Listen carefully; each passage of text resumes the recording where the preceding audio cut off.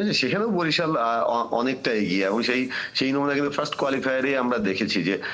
আপনি যদি গ্রুপ পর্বের বা প্রাথমিক পর্বের শেষ ম্যাচটা দেখেন সেখানে চিটাগাং যদিও জিতেছিল কিন্তু সেকেন্ড ফার্স্ট কোয়ালিফায়ারে বরিশালের সামনে তারা আসলে পাত্তাই পায়নি এবং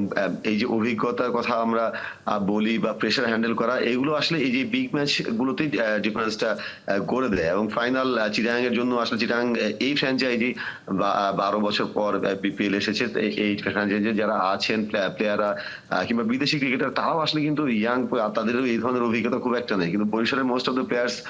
এই অভিজ্ঞতা আছে। তারা জানে যে বিগ ম্যাচের নার্ভটা কিভাবে সামলাতে হয়, বিগ ম্যাচের জন্য কিভাবে নিজেদের প্রিপেয়ার করতে হয়, সেটা আপনার স্কিল ওয়াইজ এবং সেটা মেন্টালি কিভাবে প্রিপেয়ার করতে হয় এবং তারা সেই বার্তাটা দলের যারা ইয়াং প্লেয়ার আছে তাদের মধ্যে ছড়িয়ে দিতে পারে। সেই কামনেস, কালকে তামিম ইকবাল প্রেস কনফারেন্সে একটা কথা বারবার বলেছেন যে এই ধরনের ম্যাচে যারা শান্ত থাকতে পারবেন, একদম কাম থাকতে পারবেন,